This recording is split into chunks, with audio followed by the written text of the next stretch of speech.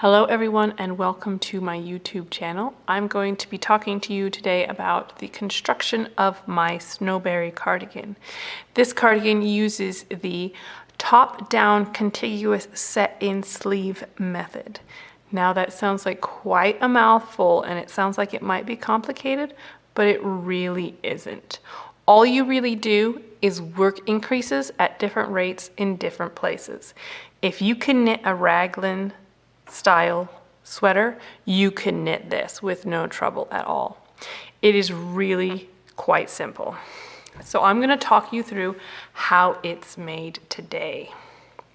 So the way you start is you start with this back neck piece. So this is done using the honeycomb cable stitch, just a couple of repeats of it to make your back neck band. So you start with a provisional cast on and you knit a certain number of repeats, and then you have live stitches on this end, and you pick up along the bottom edge of this back neck piece, and there will be one single row of stockinette along that edge, and you just pick up stitches in that, well, I guess it's not technically a row, one single column of stockinette along this. Into those knit stitches you'll pick up for the back, and then you'll come back around over here and you'll undo your provisional cast on, and you'll put your stitches back on your needle.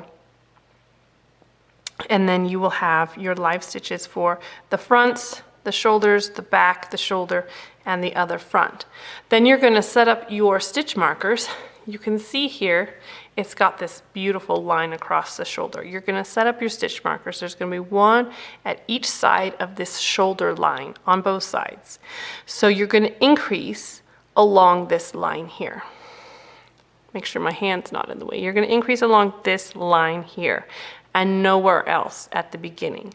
So when you increase along this line, it gives you the stitches for your fronts and your backs. And you're not doing anything related to your sleeve stitches right now. But these two stitches in between your stitch markers will become the top of your sleeve when you get out to the end of the shoulder.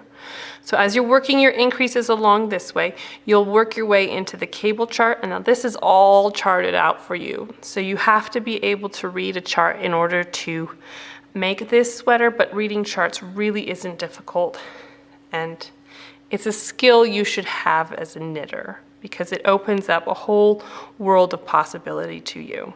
So there's a chart here, and you follow your cable chart, and you work out to the end of your shoulder here. I'm going to turn this so you can see that the top of the shoulder, this shoulder line, turns into the very beginning of your sleeve. So when you're starting your increases at the very beginning, you're increasing on each side of this line, on the outside of your stitch markers. So that becomes your fronts and your backs. You increase on both the right side and the wrong side. So you're doing a make one left and a make one right on the right side, but when you're increasing around on the wrong side row, you're doing a make one left purl and make one right purl. These increases are not difficult to do, and I will put a link down in the description box for a tutorial showing you how to work these stitches. Once you get out to the end of your shoulder here, you're going to stop increasing on the outside of your two stitch markers, and you're going to start increasing on the inside. And that's what makes your sleeve cap. So let me try to lay this out a little bit better for you to see. So you've increased on the outside of your two stitch markers to here, and then you stop increasing on the outside and you start increasing on the inside. So your stitch markers will move along this line here, which starts to form your sleeve cap. So you're increasing in this section here, but not on the body's sides. So this holds true in the smaller end of the sizing range. When you get up into the larger sizes, you do need more stitches on the body, so you will be increasing both on the sleeve side and the body side for a little while if you're making one of the larger sizes. So here I'm going to lay it this way so you can see the sleeve. So you've increased for your body here along your shoulder line, and then you stop increasing for the body here, and you start increasing for the sleeve here. So your body just comes straight down and your sleeve starts to grow. There's a little bump here, but don't worry, it's not a puffed sleeve.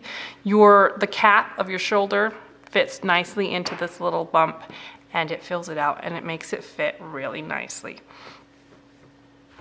So after you've got your increases done for your shoulder and then your increases done for your sleeve cap, then you just work straight to a certain distance. Now you can see it. You just work straight until your armhole is deep enough. Now when you're measuring the depth of the armhole, you're going to measure from this point right here. Right where you stop increasing the shoulders, this is at the point of the shoulder, you measure from this point down, straight down, to determine how deep your armhole is, and that's how you determine where to split for the underarm. So then it's just like any other top-down sweater. You put your sleeve stitches on waste yarn, you cast on in the underarm, and you knit the body straight down. And then after you're done with the body, you come back and you pick up your sleeve stitches and you work your sleeve just like any other top-down sweater. So really the only thing that's different about this construction method is where you do the increases and at what rate you do the increases in the yoke section of the body. I really like this method because it retains all of the benefits of a top-down seamless knit, but it gets you a really nice fit in the shoulder, and it sits nicely on your shoulders, and it won't tend to grow outwards like a raglan cardigan tends to do. A word on the fit now. This point right here is supposed to end, this point right here, is supposed to end right where that little bone is. You know, that little bone where your collarbone joins into your shoulder? This point is supposed to fall right there on your bone.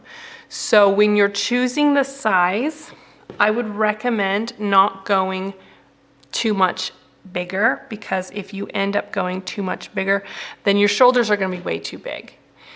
And how you really want it to have a good fit in the shoulders, and since it's open in the front, it doesn't need to match your bust as closely as most sweaters do. So I would advise measuring your upper bust when picking your size, which is that area right underneath your armpits. So measure right underneath your armpits, find that circumference, and then choose the size that is closest to that circumference. Anyway, so there's how you make the Snowberry cardigan. I've already made a tutorial for how to make these baubles. I use the double crochet method to make these baubles, which is really easy and really quick. There's a tutorial for how to make those, and I'll put a link to that down below as well. If you would like to purchase this pattern, it will be available on Ravelry and my website, and I'll make sure there's links to those down below as well. So even though this is an uncommon construction method, I hope you'll give it a try, because it really is quite simple and it fits really nice.